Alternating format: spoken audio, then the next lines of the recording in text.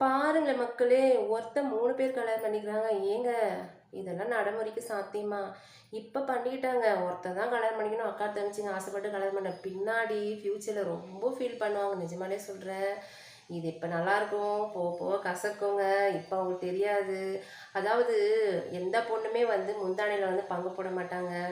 அதாவது பார்த்தீங்கன்னா, சாப்பாட்ல வந்து பங்கு போட்டுக்கலாம் அக்கா, தங்கச்சி 3 பேரும். வாழ்க்கையில பங்கு போட மாட்டாங்க. ஆனா எனக்கு தெரிஞ்சே போய் அதாவது பாழங்குழியில போய் விழுந்துட்டாங்க. உண்மையிலே சொல்றேன். பின்னாடி ரொம்ப ஃபீல் பண்ணுவாங்க.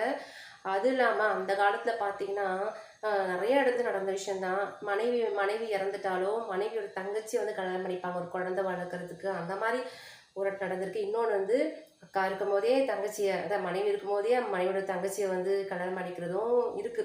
மனைவிக்கு தெரியாம பண்ணிக்கிறதும் அந்த மாரிலாம் நெறைய நடந்திருக்கு. ஆனா, இதுங்கள பாரேன் 3 பேரும் தெரிஞ்சும் ஒருத்தனே தான் கல்யாணம் பண்ணிக்குதுங்க. சிரிப்பும் வருது.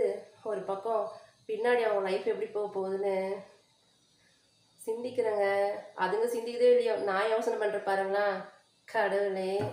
3த்தையும் எப்படி "அப்பா சூப்பர்ப்பா உனக்கு. நீ குடுத்து வச்சவன். ராஜ வாழ்க்கை. என்ஜாய் பண்ணு." பாருங்க. என்ன சொல்றது? கமெண்ட் பண்ணுங்க காய்ஸ். Tata bye by.